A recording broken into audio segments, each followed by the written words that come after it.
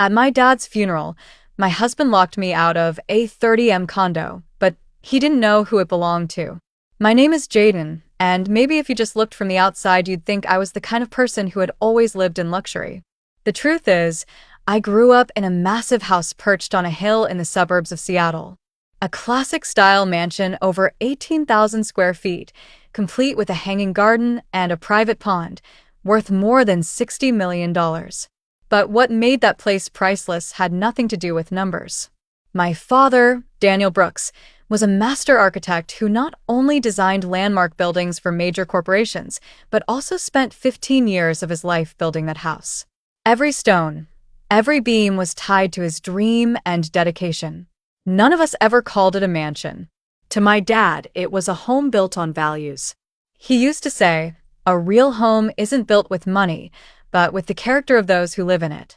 My mother, Helen, was a finance lecturer at a community college. She didn't wear designer clothes or carry expensive handbags, but just one listen to her lecture, and you'd understand why my father loved her so much. She could turn complex concepts about investing, saving, and budgeting into inspiring stories. And she applied those lessons to our family life with unwavering discipline. I still remember when I was 8 and asked my mom for a gaming console because all my friends had one. She just smiled and asked, "Would you like to learn how to buy it yourself with your own money?" So I started doing chores, folding laundry, mowing the lawn, even helping organize my parents' mini library. It took nearly 4 months to save up enough. When I finally brought home the console, my mom said, "You didn't just buy something, you learned the real value of money." Even though my family had enormous wealth, my parents chose to send me to the local public school where my friends had no idea about the kind of numbers my parents dealt with every day. I took the bus to school, ate sandwiches my mom packed, and never wore flashy jewelry. One time when I was invited to a friend's house, my mom reminded me, "Jaden, don't talk about our home unless someone asks. Let who you are be what people remember, not where you live."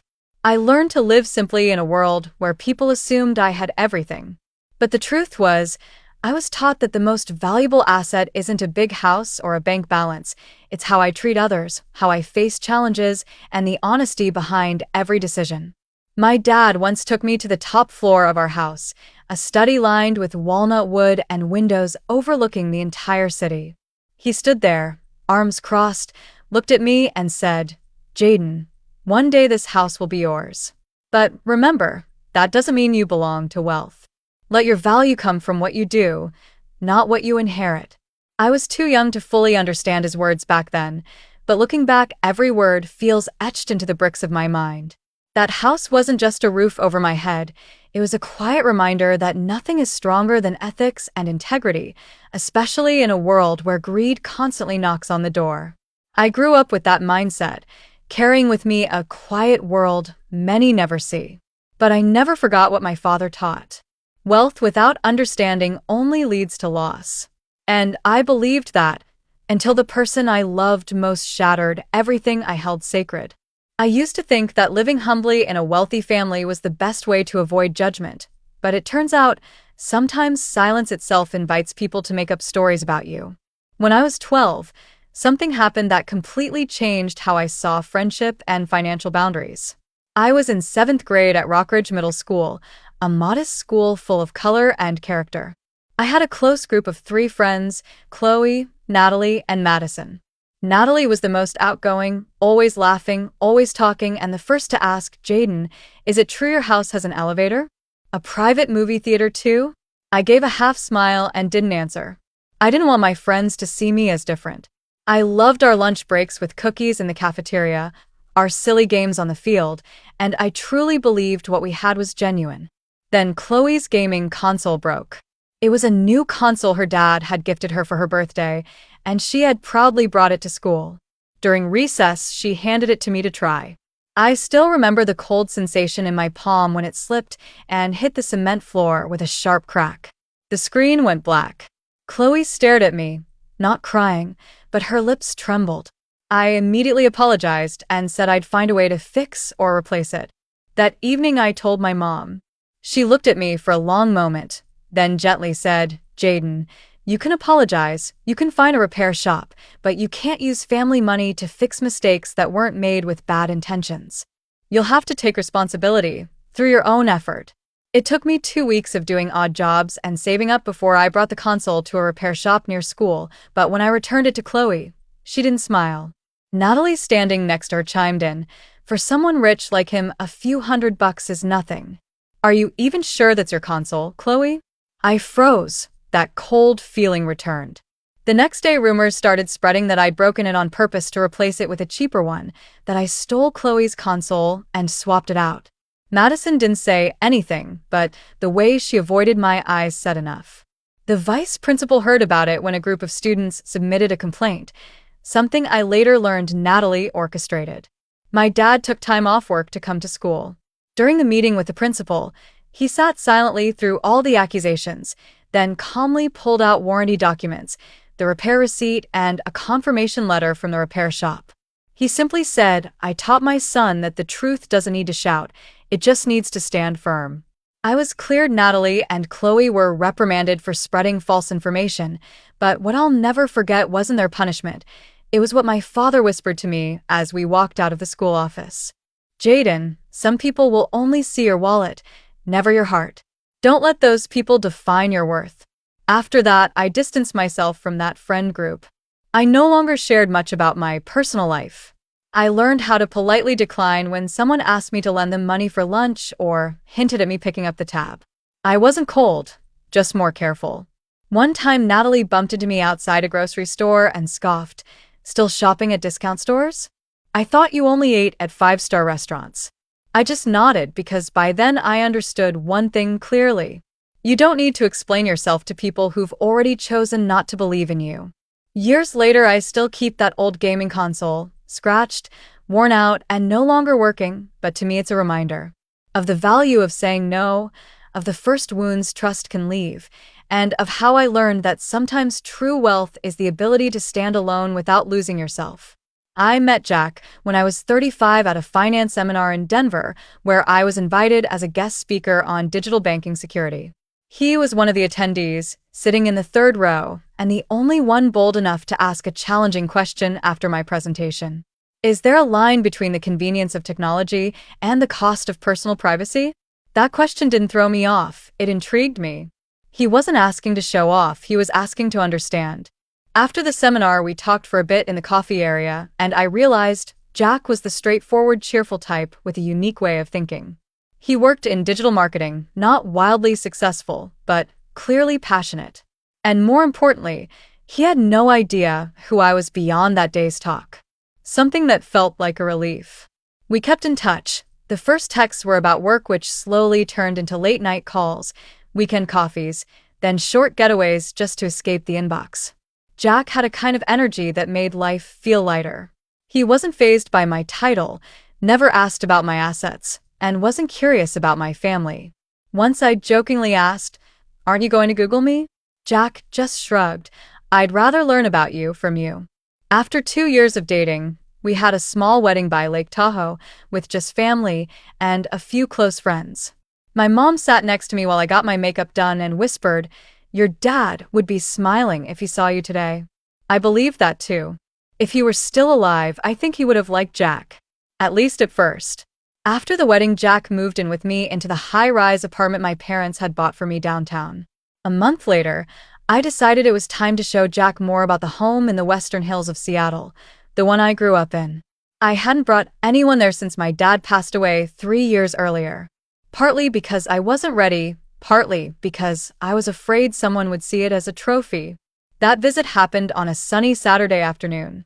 When the automatic gate opened, Jack fell silent. He stepped out of the car slowly, like he was walking into another world. The slate roof, the tall windows catching the sunlight through the blazing red maple trees, the pond still shimmering like the summers of my childhood. I watched his eyes as he entered the grand hallway lined with the familiar walnut paneling and the architectural details my father once sketched by hand. "Jaden, you lived here?" His voice was hoarse. I nodded. "I grew up here." He gave a small laugh like he still couldn't believe it, but I noticed something flicker in his eyes, a curiosity I hadn't seen before. After that day, he started asking more questions. At first they seemed casual. How long did your dad take to build this? Who manages the garden? Has the house ever been reappraised? But gradually, he mentioned more specific terms. Personal assets, inheritance, deed ownership, and decision rights. I couldn't deny that something inside me began to feel cautious. I didn't want to think poorly of Jack, the man I chose to marry, but I also couldn't forget my father's lessons. The one who truly loves you will respect your boundaries even when you don't explain them. A few weeks later, during dinner at our apartment, as I was pouring wine, Jack suddenly asked, "Jaden, if something ever happened to your mom, who would get ownership of the house in the Western Hills?" I froze, the glass in my hand trembling slightly. Looking him in the eye, I said, "That's a family matter, Jack, and I think you understand that." He smiled, but it wasn't the warm smile I was used to. For the first time since we met, I felt a small, thread-thin but razor-sharp distance forming between two people who once promised no secrets, and I began to wonder, was there something inside him I'd overlooked? Just because I'd trusted too soon? The message from my mom came on a Monday morning, just as I was about to join a virtual meeting with a bank executive. The message was only a few words: "Jaden, your father needs you." I left the office within 10 minutes. On the way to the hospital, my mind was spinning with speculation. My father had always been healthy. Every morning he walked for an hour around the backyard garden, ate well, and never skipped his routine checkups. But when I walked into the hospital room and saw him lying there with a gaunt face, I knew things were no longer simple. He smiled when he saw me, but the eyes that once held unshakable resolve were now shadowed with exhaustion. I sat beside him, held his hand, and listened as my mother whispered, "The doctor said it's stage 4 pancreatic cancer. Surgery's no longer an option, Jaden." I don't remember exactly how I reacted. All I know is the world seemed to collapse into a single heavy ringing in my ears. I had always believed my father was unbreakable, that he would be there for every milestone in my life, but now I had to prepare to lose him. From that day on, I paused all major work commitments and rearranged my schedule to spend more time at the hospital. I read books to him, shared stories from work, and sometimes played the jazz music he used to love. In those moments, I almost forgot about the reality waiting outside. Jack at first seemed supportive. He occasionally brought snacks, asked how things were going, and picked me up late at night, but just a few weeks in, his patience started to wear thin. One night when I came home exhausted after a long day at the hospital, Jack was standing at the door, arms crossed, his usual warmth gone. "Jaden, how long are you planning to keep this up?" I frowned. "What do you mean?" "I mean, I understand you love your parents, but our life also needs attention. You're gone all the time. I feel like I'm alone in this marriage." I stood in silence. I was too drained to argue, but inside something cracked. Was this really the man who once promised to stand by me through everything? A few weeks later, my father passed away on a quiet morning. My mother and I sat by his side, his hand holding mine until the very end. I didn't cry, I just sat there, listening to the monitor go silent, and felt a part of my heart leave with him. The funeral was held in our family's garden, simple and dignified, just as he had wanted. Throughout the ceremony, Jack was there, polite but distant. He avoided my gaze and barely acknowledged the grief I was carrying. After the funeral, my mother handed me a thick file. Inside was a carefully prepared will. My father had left me full ownership of the hillside mansion, the place he once called the heart of the family. The house was valued at nearly $5,500,000, but to me, it was priceless. Jack heard the news from a relative at the funeral, and his attitude shifted instantly. That night over dinner, he suddenly asked, "So, what are you planning to do with that house?" I looked at him, a sense of caution rising in me. "I haven't thought about it yet. Everything's still too fresh." He nodded, then added, "I was just thinking, if both of us were on the title, it might make things easier later. Legally, I mean." I didn't respond, but my heart tightened. For the first time, I felt Jack was looking at my father's legacy not as a family heirloom, but as a prize to be claimed.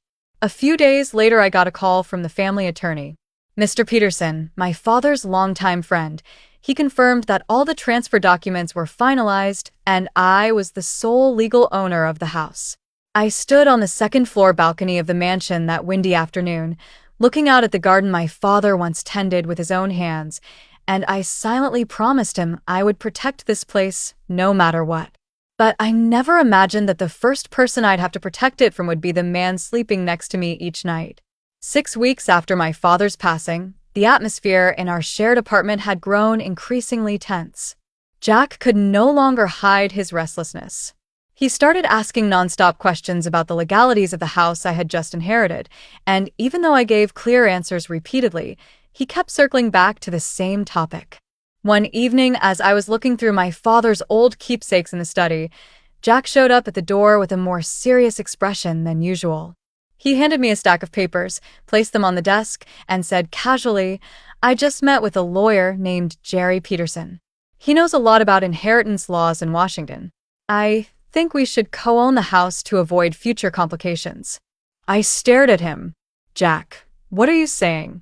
Why would the ownership need to be changed?" He shrugged, trying to seem harmless. "We're married, Jaden. What's yours is mine, right? It's just a formality." I sat up straight, my heartbeat quickening. "No, that house is a personal inheritance directly from my father, and you know that." He stayed quiet for a few seconds, then smiled, but the warmth was gone from his eyes. "Well then, I guess you won't be surprised to hear I already did it." I froze. "You did what?" Jack pulled out his phone, opened an email, and slid it toward me. It was a scanned copy of a property transfer form, stamped, pending review. My name, Jaden Brooks, had been crossed out in red ink, replaced with Jack E. Nolan. I was stunned. "What the hell did you do?" "Jerry said I could process the paperwork as a spouse if I could prove vested interest. And guess what? I already paid him $300,000 up front." I shot to my feet, my voice trembling. "You tried to transfer a property in my name without my consent? Are you insane?" "I did what had to be done. If you won't share, I have to protect myself. We can live like roommates if that's more comfortable for you. Otherwise, I think divorce is a reasonable option." Every word hit like a cold blade. The man I once thought would hold my hand through life now stood before me like a stranger, calculating and cold. I took a step back, struggling to stay calm. "Jack, what you've done isn't just illegal, it's betrayal. You took advantage of me and the trust one gave you." He crossed his arms, smirking. "Trust? What trust? You hid your family's entire wealth from me. I married someone who never shared anything truly important." I stood frozen, my heart pounding. But instead of arguing, I walked out of the room. I needed proof. I needed to know if what he said was just a bluff. And when I called my father's lawyer, the real Mr. Patterson, not this so-called Jerry, I learned things were worse than I thought. Mr. Peterson sighed after hearing my story. "Jaden, there's no licensed attorney named Jerry Peterson in this state. You've been scammed. And if Jack paid that person, he may have fallen victim to a legal fraud." It felt like the air was sucked out of my lungs. Jack hadn't just tried to steal my inheritance. He'd also been gullible enough to lose a fortune in the process. But the deepest hurt didn't come from the financial loss. It came from realizing I had loved and trusted someone completely unworthy. That night, I came home to find Jack sitting at the dining table, his face pale. "Jerry's not answering his phone. I think I've been scammed." I didn't yell. I didn't curse. I simply placed the original property documents that Mr. Peterson had just sent on the table, along with a copy confirming I was the sole legal owner of the house. "You've crossed a line, Jack, and I have no reason to stay with you anymore."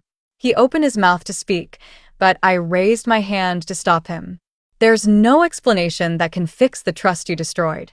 I walked out of the room, quietly. But inside, a door had closed for good. And I knew, from that moment on, Jack was no longer part of my journey. 3 days after that final confrontation, I officially moved out of the apartment Jack and I had once shared. I took nothing but a suitcase of clothes and a wooden box holding the letters my father had written. Everything else, the memories, the dreams, and the promises, I left behind, like someone letting go of a stone sinking to the bottom of a lake. I moved back to the hillside mansion, once the home of my childhood, now the only peaceful place I had left. I thought that after I exposed the truth and cut ties, Jack would quietly disappear from my life. But I had underestimated the greed and delusion still lingering inside him. That morning, while I was walking with my mother in the backyard garden, the gate buzzer rang nonstop. On the security screen, I saw Jack standing outside, hands on his hips, his face flushed. Either from anger or embarrassment, I couldn't tell. I picked up my phone and connected to the intercom system. "Jack, what are you doing here?" He looked straight into the camera, his voice loud and firm. "Jaden, I have a right to enter this house. You're holding it unlawfully. We need to talk." I responded calmly. "I'm the legal owner. If you don't leave, I'll call the police." As if he had anticipated my reaction, Jack pulled a stack of papers from his coat pocket. "I had a new lawyer go over everything. You think you're smart, but I'm not naive anymore." I didn't say another word. I immediately called the security team. Less than 5 minutes later, 2 security officers arrived and asked Jack to leave the premises. He resisted, yelling that he was the victim, that he'd been tricked, that I had no heart. But I didn't go outside. I just stood behind the glass door, watching him scream at the sky, while the men who once worked for my father stayed silent and did their jobs. That afternoon, I met with my lawyer at the office to finalize something important: a restraining order. I no longer wanted to live with the fear that Jack might show up at my door, switching between begging and threatening. Just as we were about to finish, my phone buzzed. A message from an unknown number appeared. Jack was scammed out of $360,000. Jerry is a fake name, not licensed in any state. The message came from an old acquaintance in the legal field who had once worked with Jack on a marketing project. He knew Jack was spiraling, having lost his money, his reputation, and his marriage. It turned out that the lawyer Jerry Jack had blindly trusted was actually a professional con artist. He had been investigated multiple times for impersonating legal professionals and scamming the gullible. Jack had wired him a massive amount, $360,000, to speed up the transfer of ownership, only to receive a series of forged documents so well-crafted they nearly fooled me too. I should have felt vindicated, but in truth, I just felt empty. Jack had thrown himself into the abyss, and no one could pull him out but himself. That evening I sat alone in my father's old library, the soft light glowing across the polished wooden desk. I opened a drawer and took out the letter my father had written to me before he passed, a familiar, steady handwriting that calmed me just by looking at it. "My dear Jaden, if one day you find your trust betrayed, remember, trust is the most precious thing we build. It takes time to create but can vanish with a single lie. Don't mourn what was lost because losing what's unworthy is sometimes the only way to keep yourself." I folded the letter and took a deep breath. I knew I had crossed into a new chapter of life, without Jack, without the dreams others once tried to exploit, and if my father had left me anything more valuable than the hilltop estate, it was the strength I held in that moment. Outside, the breeze whispered through the maple trees. I could hear my mother laughing with the gardener. Life was moving on, and for the first time in years I felt like I was truly in control, not just of the house, but of my heart.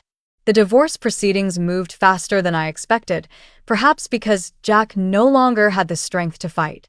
He had no lawyer, no money, and, most importantly, no trust left for me. We signed the papers at a small office in downtown Seattle, a place where no one knew my name or my past. So different from the sunny, laughter-filled wedding by Lake Tahoe just 2 years before. Jack didn't say much during the signing. He just kept his head down, dark circles under his eyes, his hands trembling slightly. When the final stamp hit the paperwork, I stood up first. "I hope you find your way back to yourself." That was all I could say without letting my heart lose direction again. I returned to the estate and extended its familiar calm by transforming my father's old room into a space for meditation and reading. My mother, after staying with me for some time, began focusing on herself, taking art classes, gardening, walking every morning. The house, once wrapped in grief, was slowly breathing again. Then came the day of my father's first memorial. We kept it simple, just a few close friends, some longtime colleagues and neighbors who had known our family since I was a child. Everything was thoughtfully prepared, from the small altar in the library to the white flowers lining the walkway. The setting was solemn, but still warm. As the ceremony began, I noticed a familiar figure outside the iron gate. His eyes met mine through the security camera. I froze for a few seconds. Jack. He looked thinner than the last time I saw him. His shirt was wrinkled, his hair slightly messy, and his eyes sunken. He placed a hand on his chest when he saw me watching, as if silently pleading. I stepped onto the porch, but kept my distance. "Why are you here, Jack?" He swallowed hard. "I just wanted to say I'm sorry." To you. And to him. "I know I don't deserve to be here, but I need you to know. I've lost everything." I looked at him, trying to keep my voice steady. "You had the chance to hold on to at least one thing, but you chose to give it all up for greed. I was duped. I was stupid. I get that now." The sound of chanting began inside. The guests had all gathered. I took a deep breath, then spoke firmly. "Today is for my father. This isn't your stage for redemption. If you still have any respect for me or for him, please leave." Jack nodded, but didn't move. He took a few steps back, eyes full of one last silent plea. "I'm not asking for forgiveness. Just don't hate me." I stayed silent. Not because I hated him, but because I had nothing left in me to feel. I signaled to the security guards. They understood, stepped out quietly without making a scene. One of them spoke softly to Jack and escorted him away from the gate area. I didn't look back. I returned inside where everyone was waiting, where my father's photo sat on the table, surrounded by white flowers and glowing candles. The ceremony went on. No one mentioned Jack's appearance, as if he'd never crossed that gate. But inside me, something closed for good. Not the relationship, just the last fragments of regret. That night I sat alone in the tea room my father had designed just for my mother. Outside, a gentle rain had begun to fall. I poured myself a cup of hot Earl Grey and watched the raindrops trail down the window. I thought about Jack. How he had entered, stayed, and then exited my life like a storm. Loud, chaotic, shaking everything I thought was solid. But after all, the rain always stops, and the trees bloom again. The house lights up, my mother smiles every morning. And I can finally sleep in peace. When spring returned and the maple trees around the estate began to bud, I knew it was time to write a new chapter in my life. The sorrow over my father had settled into memory, and the scars from Jack were beginning to heal. One early morning, as my mother and I sat at the wooden table under the grape arbor, sipping coffee and looking out at the backyard, she suddenly said, "Jaden, do you think we could turn this place into something special for others?" I looked at her a bit surprised, then realized what she meant. She wasn't talking about selling or sharing the house. She meant giving it a new purpose. I once heard my father say a beautiful house isn't just for admiring, it's for living, breathing with people. And now, as my life took a new turn, perhaps the estate needed a new purpose too, something beyond its material value or legacy. We started by clearing out the basement, which had previously just been storage. I turned it into a small event hall with classic stone walls, polished hardwood floors, and warm ambient lighting. The backyard was expanded into an outdoor wedding space, with a white wooden arch draped in vines and rows of lavender lining the path. My mother, who loved flower arranging, took on the role of event space designer. She named the project the Brooks Estate, a way to honor my father. We hired a team of young engineers to assess the home structure, making sure everything met safety standards for hosting guests. A quiet reading room became a tea party area. The vintage ballroom on the second floor got a sound system upgrade for small piano performances. Word spread quickly through word of mouth. The first neighbor held their 30th wedding anniversary celebration there. Then a young couple from Oregon booked the Brooks Estate for an intimate wedding with just 40 guests. The awe in their eyes as they stepped through the gate. The applause beneath the wooden beams. The laughter echoing through the garden. It all made me feel I had done the right thing. And for the first time in a long while, I felt free. No more dry financial reports. No more endless Zoom calls. Just bright, grateful faces and the simple joy of a perfect celebration. I also began writing again. Old journal entries, Memories of my father, reflections from my failed marriage. Not for publishing, but for healing. Strangely, the mansion, once filled with sorrow, was now a place of restoration. Each morning, my mother and I walked the vast grounds, baskets of fresh flowers in hand. We discussed decor ideas for the coming week, chose background music for upcoming weddings, or sometimes just sat by the koi pond, watching the fish glide beneath the clear water. Our mother-daughter relationship deepened more than ever. We were no longer just family under one roof. We were true partners, companions. One day, while reviewing the event booking log, my mother gently asked, "What do you think your father would say if he saw what we're doing now?" I smiled, my eyes turning toward the sunlight streaming through the window. I believe he'd be proud, because we kept our promise to keep this house alive in spirit. We didn't expand too quickly. We accepted no more than 3 events a month to ensure quality and attention to detail. Every staff member was someone we knew and trusted, carefully chosen not just for their skills, but for their heart. The estate was no longer a relic of a former life, but a launch pad for a new journey. I used to think loss was an ending, but it turned out to be a transition, one that helped me find a stronger, clearer version of myself. The Brooks estate continued to host weddings, reunions, and even quiet celebrations for those on their own path to healing. And me? I remained behind the scenes, growing steadier and happier with each passing day. At the end of that summer, as the last lavender blooms in the garden began to fade, I received an unexpected email. The sender, Jack. The subject line read simply, "Thank you." It took me almost 10 minutes to open it, not because I was still angry or hurt, but because I wasn't sure I wanted to know anything more about him. But curiosity won. And I read, "Jaden, I know you probably don't want to hear from me, but I just need to say one thing. Thank you. Thank you for ending everything when you did." It forced me to look at myself and face things I never had the courage to admit. I got a job at a small career counseling center in Spokane. It's not flashy, but it's real. I help people who've been incarcerated or bankrupt find direction again. Maybe because I hit rock bottom too. I have the patience to really listen. I'm not asking for forgiveness. But I hope you know, the things you once believed in me weren't entirely wrong. I just wasn't mature enough to hold on to them. Wishing you all the strength you've always had. Jack. I closed the laptop and sat quietly by the second-floor window, where I could see the entire garden turning to autumn. The maple trees were starting to burn a brilliant red, the sunlight dancing gently across the rippling pond, and the breeze carried a soft scent of herbs through the air. I didn't cry. I didn't smile. I just felt a lightness inside me, as if the last stone had finally been lifted after a long uphill climb. Knowing Jack was living a more honest life didn't make me want to return to the past. But it helped me believe that sometimes fractures can be the beginning of rebirth. Not just for me, but for him too. The last months of the year passed in joyful busyness at the Brooks estate. We hosted our first autumn wedding with a rustic theme, oak wood, golden candles, and hand-tied wildflower bouquets.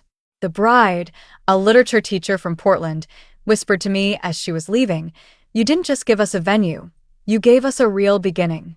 I only smiled, but that sentence touched something deep within me.